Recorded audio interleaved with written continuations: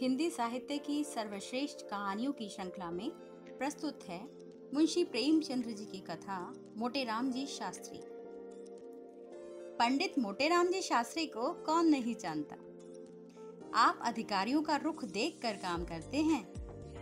स्वदेशी आंदोलनों के दिनों में आपने उस आंदोलन का खूब विरोध किया था। स्वराज आंदोलन के दिनों में भी अपने अधिकारियों से राजभक्ति की सनद हासिल की थी, मगर जब इतनी उछल कूद पर उनकी तकदीर की मीठी नींद ना टूटी और अध्यापन कार्य से पिंड ना छूटा, तो अंत में अपनी एक नई तदबीर सोची। घर जाकर धर्मपत्नी जी से बोले, इन बूढ़े तोतों को रटाते रटाते मेरी खोपड़ी पच्ची हुई जाती है। इतने दिनों विद्यादान देने का क्या फल मिला, जो और आगे कुछ मिलने की आशा कर। धर्मपत्नी ने चिंतित होकर कहा, भोजन का भी तो कोई सहारा चाहिए। मोटेराम जी ने कहा, तुम्हें जब देखो पेट ही की फिक्र पड़ी रहती है। कोई ऐसा बिरला ही दिन जाता होगा कि निमंत्रण ना मिलते हों, और चाहे कोई निंदा करे पर मैं परोसा लिए बिना नहीं आता हूँ। आज ही सब यजमान मरे जाते हैं, मगर जन्म भर पेट ही जिलाया तो क्या किया। संसार का कुछ सुख भी तो भोगन चाहिए। मैंने वैद्य बनने का निश्चय किया। स्त्री ने आश्चर्य से कहा, वैद्य बनोगे? कुछ वैद्य की पढ़ी भी है? मोटेराम जी ने कहा, वैद्य की पढ़ने से कुछ नहीं होता। संसार में विद्या का इतना महत्व नहीं जितना बुद्धि का। 2-4 सीधे साधे लटके हैं, बस और कुछ नहीं। आज ही अपने नाम के आगे भीष्माचार्य बढ़ा लूंगा। कौन पूछने आता है कि तुम भीष्माचार्य हो या नहीं। किसी की क्या गरज पड़ी है जो मेरी परीक्षा लेता फिरे। एक मोटा सा साइन बोर्ड बनवा लूंगा, उस पर शब्द लिखे होंगे, यहाँ स्त्री पुरुषों के गुप्त रोगों की चिकित्सा विशेष रूप से की जाती है। 2-4 पैसे का हड़ बहेड़ा आंवला कूट छान कर रख लूंगा। बस इस काम के लिए इतना सामान पर्याप्त है। हाँ, समाचार पत्रों में विज्ञापन दूंगा और नोटिस बंटवाऊंगा। उसमें लंका, मद्रास, रंगून, कराची आदि दूरस्थ स्थानों के सज्जनों की चिट्ठियां दर्ज की जाएंगी। ये मेरे चिकित्सा कौशल के साक्षी होंगे। जनता को क्या पड़ी है कि वे इस बात का पता लगाते फिरे कि उन स्थानों में इन नामों के मनुष्य रहते भी हैं या नहीं। फिर देखो वैद्य की कैसे चलती है। स्त्री ने कहा, लेकिन बिना जाने पूछ दवा दोगे तो फायदा क्या करेगी? मोटेराम जी ने कहा, फायदा ना करेगी मेरी बला से। वैद्य का काम दवा देना है, वे मृत्यु को परस्त करने का ठेका नहीं लेता। और फिर जितने आदमी बीमार पड़ते हैं सभी तो नहीं मर जाते। मेरा यह कहना है, जिन्हें कोई औषधि नहीं दी जाती वे विकार शांत हो जाने पर ही अच्छे हो जाते हैं। वैद्यों को बिना मांगे यश मिलता है। 5 रोगियों में एक भी अच्छा हो गया तो उसका यश मुझे अवश्य ही मिलेगा। शेष 4 जो मर गए वे मेरी निंदा करने थोड़ी ही आएंगे। मैंने बहुत विचार करके देख लिया, इससे अच्छा कोई काम नहीं है। लेख लिखना मुझे आता ही है, कवित्त बना ही लेता हूँ। पत्रों में आयुर्वेद महत्व पर 2-4 लेख लिख दूंगा। उनमें जहां तहां 2-4 कवित्त भी जोड़ दूंगा, और लिखूंगा भी जरा चटपटी भाषा में। फिर देखो कितने उल्लू बसते हैं। यह ना समझो कि मैं इतने दिनों केवल बूढ़े तोते ही रटाता रहा हूँ। मैं नगर के सफल वैद्यों की चालों का अवलोकन करता रहा हूँ, और इतने दिनों के बाद मुझे उनकी सफलता के मूल मंत्र का ज्ञान हुआ है। ईश्वर ने चाहा तो एक दिन तुम सिर से पांव तक सोने से लदी होगी। स्त्री ने अपने मनोल्लास को दबाते हुए कहा, मैं इस उम्र में भला क्या गहने पहनूंगी ना, अब मैं अभिलाषा ही है। पर यह बताओ कि तुम्हें दवाएं बनानी भी तो नहीं आती। कैसे बनाओगे? रस कैसे बनेंगे? दवाओं को पहचानते भी तो नहीं हो। मोटेराम जी ने कहा, प्रिय, तुम वास्तव में बड़ी मूर्ख हो। अरे वैद्यों के लिए इन बातों में से एक भी आवश्यकता नहीं। वैद्य की चुटकी की राख ही रस है, भस्म है, रसायन है। बस आवश्यकता है कुछ ठाट बाट की। एक बड़ा सा कमरा चाहिए, उसमें एक दरी हो, ताकों पर 10-5 शीशियां बोतल हो।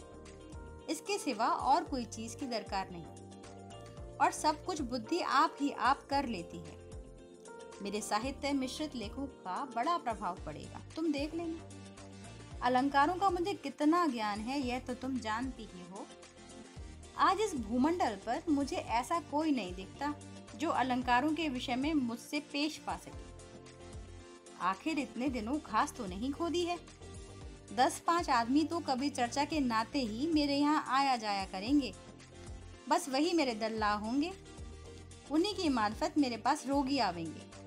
मैं आयुर्वेद ज्ञान के बल पर नहीं, नाई का ज्ञान के बल पर धड़ल्ले से वैद्य की करूंगा। तुम देखती तो जाओ। स्त्री ने अविश्वास के भाव से कहा, मुझे तो डर लगता है कि कहीं ये विद्यार्थी भी तुम्हारे हाथ से ना जाएं। ना इधर के रहो ना उधर के। तुम्हारे भाग्य में तो लड़के पढ़ाना लिखा है और चारों ओर से ठोकर खाकर फिर तुम्हें वही तोते रटाने पड़ेंगे। मोटेराम जी ने कहा, तुम्हें मेरी योग्यता पर विश्वास क्यों नहीं आता? स्त्री ने कहा, इसलिए कि तुम वहां भी धूर्तता करोगे। मैं तुम्हारी धूर्तता से चिढ़ती हूँ। तुम जो कुछ नहीं हो और नहीं हो सकते। वक्त क्यों बनना चाहते हो? तुम लीडर ना बन सके तो ना बन सके, सिर्फ अटक कर ही रह गए। तुम्हारी धूर्तता ही फलीभूत होती है और इसी से मुझे चिढ़ है। मैं चाहती हूँ कि तुम भले आदमी बनकर रहो, निष्कपट जीवन व्यतीत करो, मगर तुम मेरी बात कब सुनते हो? मोटेराम जी ने कहा, आखिर मेरा नाई का ज्ञान कब काम आएगा? स्त्री ने कहा, किसी रईस की मुसाहिबी क्यों नहीं कर लेते? जहाँ 2-4 सुंदर कविता सुना दोगे वह खुश हो जाएगा और कुछ न कुछ दे ही मारेगा। वैद्यकी का ढोंग क्यों रचते हो? मोटेराम जी ने कहा, मुझे ऐसे ऐसे गुण मालूम हैं जो वैद्यों के बाप दादाओं को भी ना मालूम होंगे। और सभी वैद्य 1-1, 2-2 रुपए पर मारे मारे फिरते हैं। मैं अपनी फीस 5 रुपए रखूंगा, उस पर सवारी का किराया अलग। लोग यही समझेंगे यह कोई बड़े वैद्य हैं, नहीं तो इतनी फीस क्यों होती? स्त्री को अब की बार कुछ विश्वास आया। बोली, इतनी देर में तुमने एक बात मतलब की कही है, मगर यह समझ लो यहाँ तुम्हारा रंग ना जमेगा, किसी दूसरे शहर को चलना पड़ेगा। मोटेराम जी ने हंसकर कहा, क्या मैं इतना भी नहीं जानता? लखनऊ में अड्डा जमेगा अपना। साल भर में वह धाक जमा दूंगा कि सारे वैद्य गर्द हो जाएं। मुझे और भी कितने ही मंत्र आते हैं। मैं रोगी को 2-3 बार देखे बिना उसकी चिकित्सा ही ना करूंगा। कहूंगा, मैं जब तक रोगी की प्रकृति को भली भांति पहचान ना लूं, उसकी दवा नहीं कर सकता। बोलो कैसी रहेगी? स्त्री की बाँछें खिल गईं। बोली, अब मैं तुम्हें मान गई। अवश्य चलेगी तुम्हारी वैद्यकी, अब मुझे कोई संदेह नहीं रहा। मगर गरीबों के साथ ये मंत्र ना चलाना, नहीं तो धोखा खाओगे। साल भर गुजर गया। विशगाचार्य पंडित मोटेराम जी शास्त्री की लखनऊ में धूम मच गई। अलंकारों का ज्ञान तो उन्हें था ही, कुछ गा बजा भी लेते थे। उस पर गुप्त रोगों के विशेषज्ञ रसिकों के भाग्य जागे। पंडित जी उन्हें कवित सुनाते, हंसाते और बल कारक औषधियाँ खिलाते, और वे रईसों में जिन्हें पुष्टिकारक औषधियों की विशेष चाह रहती है, उनकी तारीफों के पुल बांधते। साल भर में वैद्य जी का वह रंग जमा कि शायद वह बायद गुप्त रोगों के चिकित्सक लखनऊ में एकमात्र वही गुप्त रूप से चिकित्सा भी करते। विलासनी विधवा रानियों और शौकीन अदूरदर्शी रईसों में आपकी खूब पूजा होने लगी। किसी को अपने सामने समझते ही ना थे, मगर स्त्री उन्हें बराबर समझाया करती कि रानियों के झमेले में ना फंसो, नहीं तो एक दिन पछताओगे। मगर भाभी तो होकर ही रहती है। कोई लाख समझाए बुझाए, पंडित जी के उपासकों में बिड़हल की रानी भी थी। राजा साहब का स्वर्गवास हो चुका था। रानी साहिबा ना जाने किस जीर्ण रोग से ग्रस्त थी। पंडित जी उनके यहाँ दिन में 5-5 बार जाते। रानी साहिबा उन्हें एक क्षण के लिए भी देर हो जाती तो बेचैन हो जाती। एक मोटर नित्य उनके द्वार पर खड़ी रहती थी। अब पंडित जी ने खूब कैंचोल बदली थी। तंजेब की अचकन पहनते, बनारसी साफा बांधते और पंप जूता डांटते थे। मित्रगण भी उनके साथ मोटर पर बैठकर दन दनाया करते थे। कई मित्रों को रानी साहिबा के दरबार में नौकर रखा दिया। रानी साहिबा भला अपने मसीहा की बात कैसे डालती, मगर चरखे जफाकार और ही षड्यंत्र रच रहा था। एक दिन पंडित जी रानी साहिबा की गोरी गोरी कलाई पर एक हाथ रखे नब्ज देख रहे थे और दूसरे हाथ से उनके हृदय की गति की परीक्षा कर रहे थे। इतने में कई आदमी सोटे लिए हुए कमरे में घुस आए और पंडित जी पर टूट पड़े। रानी ने भागकर दूसरे कमरे में शरण ली और किवाड़ बंद कर दिया। पंडित जी पर बेभाव पड़ने लगे।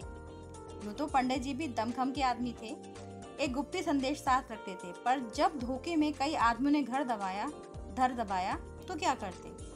कभी इसका पैकर पकड़ते, कभी उसका। हाय हाय का शब्द मुंह से निकल रहा था, पर उन बेरहमों को उन पर जरा भी दया न आती थी। एक आदमी ने एक लात जमा कर कहा, इस दुष्ट की नाक काट लो। दूसरा बोला, इसके मुख में कालिक और चूना लगाकर छोड़ दो। तीसरे ने कहा, क्यों वैद्य जी महाराज, बोलो क्या मंजूर है, नाक कटवाओगे या मुंह में कालिक लगवाओगे? पंडित जी ने कहा, भूल कर भी नहीं सरकार, हाय मर गया। दूसरे ने कहा, आज ही लखनऊ से रफ रैट हो जाओ, नहीं तो बहुत बुरा होगा। पंडित जी ने कहा, सरकार मैं आज ही चला जाऊंगा, जनेऊ की शपथ खाकर कहता हूँ, आप यहाँ मेरी सूरत न देखेंगे। तीसरे ने कहा, अच्छा भाई, सबको इसे 5-5 लाते लगाकर छोड़ दो। पंडित जी ने कहा, अरे सरकार मर जाऊंगा, दया करो। चौथे ने कहा, तुम जैसे पाखंडियों का मर जाना ही अच्छा है। हाँ तो शुरू हो। पंचलत्ती पड़ने लगी, धमाधम की आवाज आने लगी। मालूम होता था कि नगाड़े पर चोट पड़ रही है। हर धमाके के बाद एक बार हाय की आवाज निकल आती थी, मानो उसकी प्रतिध्वनि हो। पंचलत्ती पूजा समाप्त हो जाने पर लोगों ने मोटे राम जी को घसीटकर बाहर निकाला और मोटर पर बैठाकर घर भेज दिया।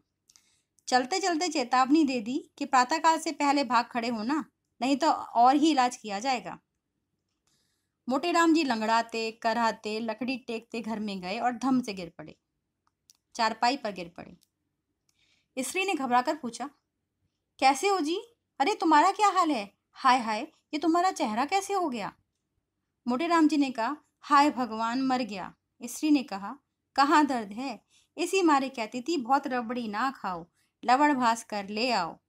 मोटे राम जी ने कहा, हाय दुष्टों ने मार डाला, उसी चांडालनी के कारण मेरी दुर्गति हुई, मारते मारते सबने भुरकुस निकाल दिया। स्त्री ने कहा, तो ये कहो कि पिट कर आए हो? हाँ पिटे हो, अच्छा हुआ, हो तुम लातों के ही देवता। कहती थी कि रानी के यहाँ मत आया जाया करो, मगर तुम कब सुनते थे? मोटे राम जी ने कहा, हाय हाय रांड, तुझे भी इसी दम कोसने की सूझी। मेरा तो बुरा हाल है और तू कोस रही है। किसी से कह दे ठेला वेला लावे, रातों रात लखनऊ से भाग जाना है, नहीं तो सवेरे प्राण ना बचेंगे। स्त्री ने कहा, नहीं, अभी तुम्हारा पेट नहीं भरा है, अभी कुछ दिन और यहाँ की हवा खाओ। कैसे मजे से लड़के पढ़ाते थे। हाँ नहीं तो वैद्य बनने की सूझी, बहुत अच्छा हुआ, अब उम्र भर ना भूलोगे। रानी कहाँ थी कि तुम पिटते रहे और उसने तुम्हारी रक्षा ना की? पंडित जी ने कहा, हाय हाय, वह चुड़ैल तो भाग गई, उसी के कारण। क्या जानता था कि ये हाल होगा, नहीं तो उसकी चिकित्सा ही क्यों करता? स्त्री ने कहा, हो तुम तकदीर के खोटे, कैसी वैद्य की चल गई थी, मगर तुम्हारी करतूतों ने सत्यानाश मार दिया, आखिर फिर वही पड़ौनी करना पड़ा। हो तकदीर के खोटे। प्रातःकाल मोटे राम जी के द्वार पर ठेला खड़ा था और उस पर असबाब लद रहा था। मित्रों में एक भी नजर नहीं आता था। पंडित जी पड़े कढ़ा रहे थे और स्त्री सामान लदवा रही थी।